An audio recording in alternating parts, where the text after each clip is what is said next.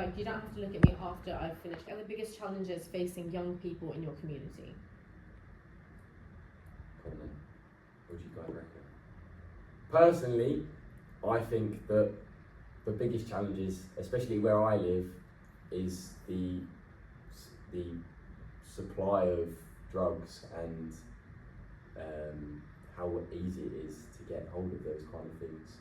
But overall in the town, I feel like knife crime and homelessness and other quite essential, big things that affect people are some of the main issues and priorities we need to try and tackle. Yeah, I agree with that, 100%. Because we live in Cardiff now, it is so easy. I think that everyone at least knows a person that does drugs. Yeah, I agree. Where we're from, it's just so easy to get your hands on something like that because there's always someone who has that in their possession. So it's really difficult to even try and tackle that because there's so many people who have it. So yeah, and as Teddy said, knife crime is also a massive issue nowadays with kids, especially in high school. Most boys have a knife in their bag just to protect themselves. They say to protect themselves, which isn't always the case. Is it to protect themselves? Yeah, or is it to show off? Is it to protect yourself or to show off? Good, that's great. So, can you think of any solutions? Can you think of any solutions that should be done that aren't currently being done? And if you could influence the council to try something different, what would it be? this table needs to give. Okay, so as we know, there's campaigns like that helps crime rates. But in my opinion, they're not really, people don't know about them unless they're actually researching into it or they're studying, because sometimes they know you. So I've had to, know about it, I had to research. But for other people, like, I don't know, high schoolers or whatever, they don't know about these campaigns, like Unlock that helps sex offenders or Sterilize that helps with crime.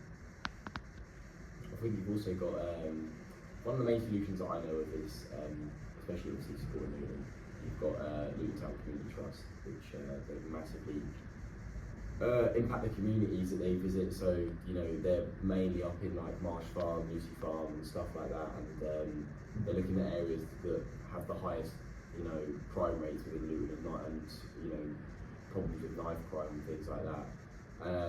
And then what they do is they set up like football tournaments for people, so they bring in people off the streets and stuff, and people who they've seen around, and they bring them in to play football, and they play a tournament, and at the end of that tournament it goes on to kind of like a national thing where you could possibly be picked to go and play for Luton nationally, a part of the community trust and stuff. And I think that's a really beneficial thing for people in those areas where the struggle is with drugs and knife crime and other aspects of crime and stuff. So I think that's a really positive thing. But I feel like there's not as many solutions as you'd like to crime and things. But again, it's quite a difficult thing when you have a police force and stuff, and that's their job to deal with it. So for the council to do something, it's quite a big ask. I feel like it's quite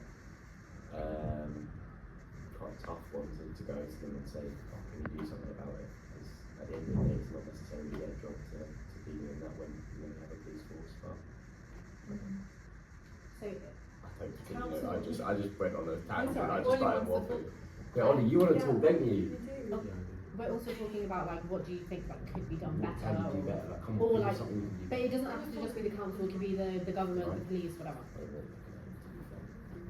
I was going to say, the council can reinforce into schools and they can have assemblies on things like knife crime and homelessness and these charities that can help you, and the council organisations, they can educate kids on how to get access to that and how to avoid knife crime and avoid drugs.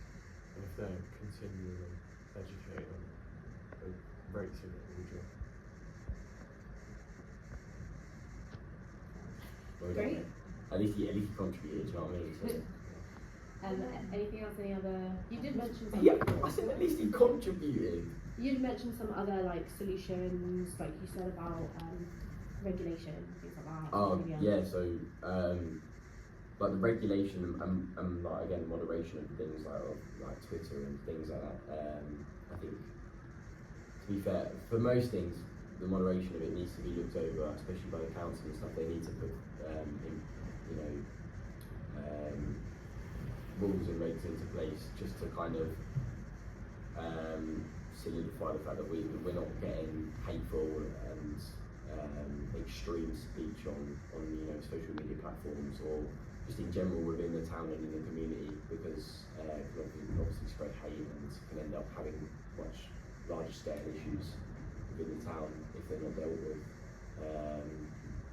One prime example is the EDL and stuff like that. So you've got that obviously originated in Luton, so stuff like that needs to be targeted soon and quickly before it becomes a much bigger much wider problem. Anything to add? Got anything on it? I was going to say, for example, people who within the workplace, they have to be trained or retrained. Because I work in a shop, and we get trained like weekly, even monthly sometimes, to not sell age restrictions, not sell drugs or alcohol to people under 18. And if we keep like getting retrained and reminded what this is wrong and we shouldn't do it, kind of helps. Because in some how do you call it? The corner shops? Is it? How do you call it? Corner shop? Yeah, corner shop. They sell alcohol or vapes to under 18 people.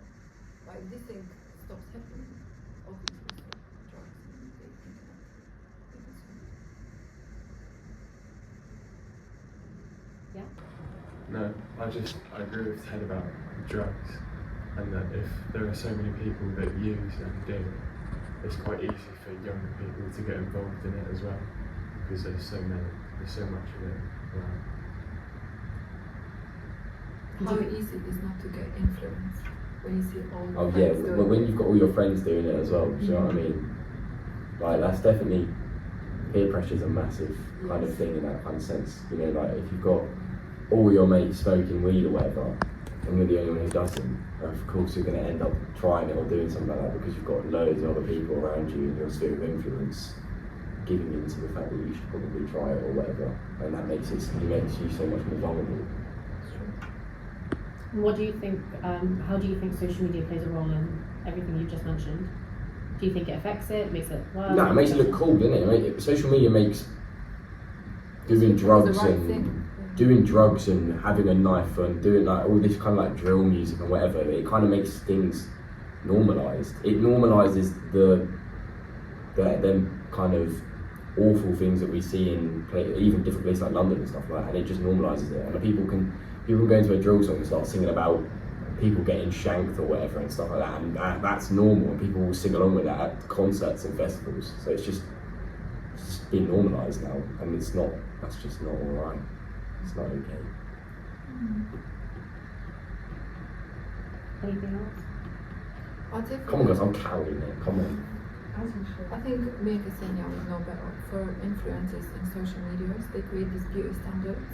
Or you have to look like this, and that's why you have to eat, or the diet, and which sometimes leads to eating disorders, especially girls, anorexia, or they become obese, and then they isolate themselves from everyone. This can create so much problem in society. And I think saying more about this, she knows better. Oh, I know that. Because of social media. Yeah, from a sociological perspective, yes, that social media creates this unrealistic image of women, potentially guys as well. For example, seeing gym pages of like guys being buff or like being tall just creates insecurities that guys like, oh, I'm not tall enough, or I don't have enough muscle, or I'm fat.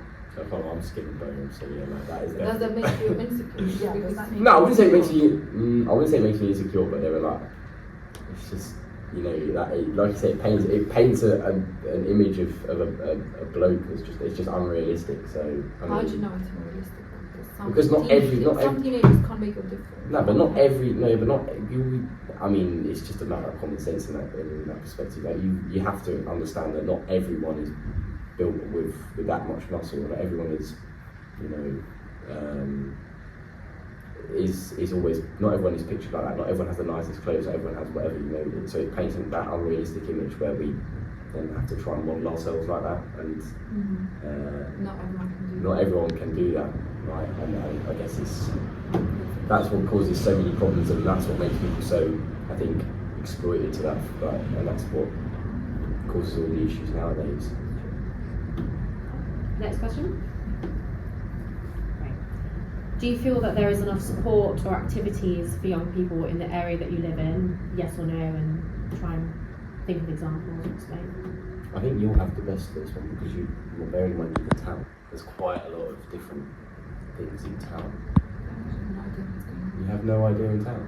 You've got Youthscape and stuff like that. The Youthscape, the big building where they have like loads of like youth kind of like things and whatever activities. What do they do there? It's like I don't know. They run. It's kind of like a youth club where they run like I don't know, like activities to take people away from being on the streets and being involved in potential criminal activities and stuff like that. And I guess there are other like, supports in that and things like that in town. I don't know about any like kind of other youth ones really in town, but I know for like homelessness and stuff, you've got like Noah. I think you've got like all the NHS clinics and stuff in case you could get stuff, or you need to go and talk to them about sexual health or something like that. So there are definitely loads of different support things. Yeah, I agree. There's enough support, but it's us as teenagers who don't want to take the support. Oh yeah, we don't want to take the support, but then we also don't know enough about it. I feel like we're not as educated enough on it as to know that it's there. I feel like we know what it is, but we just don't know it's there, and we don't know what. We might get embarrassed. Oh, of course, yeah. No one wants to walk into the sexual health centre and go, "I might have an STI or something like that." Do you know what I mean? So, and I get that people might feel embarrassed by that, and I get that, but there's obviously that support there to help you and get over that. But yeah, I don't feel like we're educated enough to know that them things are actually in town, and I don't think, like I said, you need more use tables. So I feel like we don't know that they're actually there and what they do. So I feel like the outreach is in a good pool. We need to become more knowledgeable on them. I think it's what the saying is that it's embarrassment. We're embarrassed to ask.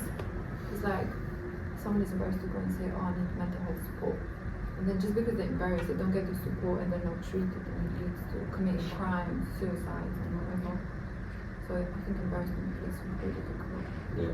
So you think there's a lot of, you've mentioned different barriers, the two main ones being kind of the stigma, embarrassment, and another one being about not knowing enough information. We're going to touch on this later, kind of solutions to these barriers. But yeah, and then the final question of this section is, what are some of the issues when it comes to feeling safe for young people in your community? So that can be virtual safety, physical, personal safety, and general safety as well. Specific barriers, like, you know, I think I was saying earlier, I was like, when I'm out and about, like I like walking the dog quite late in the night and stuff, so, and I'll put my what's that funny? I like putting my AirPods in on a loudish volume, and at that point that's when you get paranoid, because not only are you walking around at night, but that's kind of like prime time for people who, you know, live within crime in a way to be out and about and they're active. So, you know, anything could happen and you get that feeling of paranoia, obviously. But I don't think that's just like a women's kind of thing, like, you know. As a girl, I don't feel safe looking alone at night. Yeah, I don't think that's even just a girl kind of thing. I think some blokes will feel that way as well. I think some men will feel like they can't walk alone at night as well. I mean, I don't want to be walking through town at 2 o'clock in the morning. Like, you know. Well, yeah, I was last Saturday, but you don't want to be walking through town at 2 o'clock in the morning. It's not like it's the safest place, the nicest place to even be, especially when you have all your stuff on you and you like walking through, and you can easily get mugged.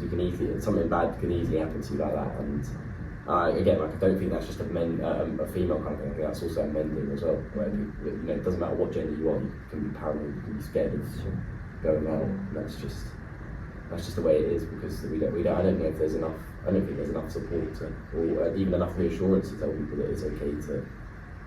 Because like we see on social media, Luton is horrible, the crime rate is horrible, so high, it's unsafe to have one of the worst times in the UK. So it's just that you get that stereotype that Luton is just bad, it's horrible. But why is it bad? Because people commit crimes Yeah. and they're still out. They don't go to prison, doing nothing. Because we don't think the police do enough about it. Yeah, because the police doesn't do enough. That's the whole issue. I think there's so much to deal with in Luton that the police never have enough to deal with it, and I don't think they have the required resources to deal with it as well. But if they take everything step by step, Yeah, it's very slow in terms of dealing with things. So I mean, that's why the crime rate is so high. Yeah. Police doesn't do it. I think it's gotten better. I think it's getting better. Depends on. Yeah. The Luton 2040 thing is definitely helping, and the new football team will help as well. I reckon. That's not even me because I like football. That's just because I feel like it will bring so many opportunities. Yeah, that's a really interesting point. So you mentioned the Luton 2040 project, stadium, and how it will create opportunities and possibly employment. Do you think that this will, what kind of ways do you think that this will help our local community? Well, the whole idea of Luton 2040 is kind of to revamp the town though. It's to make things look much nicer, because Luton is quite a derelict old place. It's not particularly the prettiest place on the planet. So the beginning of the 2040 thing, as far as I'm aware, is the where the River Lee is, around the back of the mall, where they added the little kind of steps down to, and it's got all them flamingos and stuff and whatever. So but obviously that might just be a small beginning, but at least that's the start of something they're trying to make Luton look more of a nicer place. But then you've got all the posters around. You've got if you walk up towards where the George pub is before you get to the train station, you've got all them posters and stuff like, if you dream it you must do it and stuff like that, and obviously that's inspiring. It's trying to get people to go out and do things, and again like with the football stadium was, well, the planning for that was approved 8 years ago, but the actual final detailed planning was approved yesterday or Monday night. So now Luton can actually start building their new ground, and obviously that will build that will bring opportunities, and that will build it will increase the number of how many people we can actually employ, and the amount of jobs. So obviously that will hopefully tackle crime and stuff like that, and bring people who are more vulnerable into jobs where they can actually achieve something, and they're being taken away from the negative things that they've been involved in prior. Okay.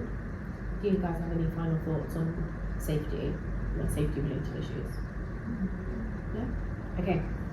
How would you suggest the Veru engage with young people? By using social media platforms such as TikTok and creating videos that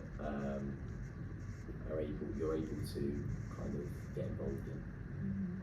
Even like little cartoons and stuff, something that will interest people to watch and to try to use. Something short. Something short, Yeah. something obviously, it's a very serious kind of thing, but obviously I think a little bit of humour is required to go big on TikTok. Yeah, especially for Gen Z. I think you've got to go a little. I wouldn't say dark humour, but you've got to be funny in a way. You've got to somehow drop hints of humour in to make anything go viral nowadays, because people don't enjoy not funny videos. Yeah. I think that's one of the big things. So you've mentioned TikTok. Do you know any other kind of platforms that should be utilised? I think that Veru should use Blue Sky, because Twitter is a very extreme place now, and it's Blue Sky is much safer for marginalised communities. And I think they're obviously they'll be subjected less to hate on Blue Sky, and they're on a much safer platform where they can express their feelings. So I feel like Veru could easily target those people and can attract those people to view what they're doing, and obviously educate people and bring that knowledge to them. Any other questions? I'm cooking right now. No. So where would you or your friends go to or who would you go to for advice or guidance? I'm staying quiet. So you can mention like organisations, charities, but you can also mention like family, friends, like things like that. Honestly, I would just go online, do my research about it, then go to my friends, be like, look, this is what I found, this is what we could do, and then I'll just get their opinions on it. Personally, I'm from a family, not teachers. Because I feel like if it's a really personal situation, I would like them to know. So I'll just go to my family and friends. I think it depends on the level of how personal it is. But so if it's obviously moving towards a more personal level, you can probably go to your family. But then I think teachers could be good people to ask because they might have a lot more knowledge about it rather than your family. So but it depends on the levels of personal. Especially with Eastern European families, when we talk about mental health, first thing they say, That doesn't exist. that doesn't exist. Do you want me to send you to a mental hospital? It is. It's the first thing they say. That's all it is. Sorry. That's not funny. It is a thing. So if you were to, you know, try and access help or advice for mental health, so you said that you wouldn't go to your families, so where would you go? Or like, why wouldn't you go to? Not CAMS. Don't go to CAMS. You're too old for CAMS now, I think. Yeah, but anyway. don't go to CAMS. Don't go to. No, sorry. Don't go to CAMS. Why? Because they start the worst experience you could ever have. Like, they don't help. They make things so much worse. When I went, it was terrible. Yeah, my mental health was bad, and the experience made it even worse. If you were to create your own campaign to address the issues that we've spoken about today, what would that look like and what would you do? There'll be a lot of young people involved, volunteering opportunities for them, so they can help. And I feel like getting the required funding and obviously being able to give them the opportunities, because having a disposable income or that money that you've got from whoever that investment will allow you to offer more opportunities to those kind of people. So yeah, definitely get the money in, secure investment from somewhere. I think a lot of problems within communities happen because of boredom or your peers influencing you. So I think if you're creating a campaign, you need something to make younger people distracted from violence and drugs. So then creating things with your family, such as like activities like sport or just community experiences, will create a distraction rather than them doing things like violence and drugs. That's why I can do questionnaires, get them feedback on what they want to do, what they enjoy doing, so you know what issues to address. Questionnaires. What do you think? Not a lot of people will do questionnaires because as soon as you send out a questionnaire, most people will be disinterested and they don't know anything. I find But that. you can make it open-ended. Yeah. You can make it personal. You just say, what would you like? And then people think, oh, that's good because they're asking about what I would like. I feel like if you Yeah. directly personalise it to someone, I feel like there's more interest than not. And obviously that's what you've got to target, set individuals and you set target groups for it to actually attract them. So you've got to choose the right people and who you actually target and what we're trying to achieve, what is the purpose, what is the aim of what we're doing. If you were to ask like a questionnaire question and those kind of questions, do you think it would be more effective to do it like online where they can send a response, or do you think it would be better No, to do it in person? it should be done in person, because if you do things online, they can be overshadowed so easily. You know, if you send an email saying, I guess if you look at your emails now and you look through, I bet there's a couple unread survey ones, because no one wants to do surveys on your emails. No one wants to do questionnaires. So it needs to be done in person. It needs to, you know, like when people come to like open evening, like especially here, like we have a questionnaire ready at the end, done on an iPad, that has to be done, like it's mandatory to be completed, because not only do you come here to view our school, but we want to hear about what you think about it. We want to know your opinion. So Yeah, definitely in person. It needs to be done in person if we're going to do anything like that. Anything else? Do you have any final thoughts, closing, suggestions? No? Okay. That's a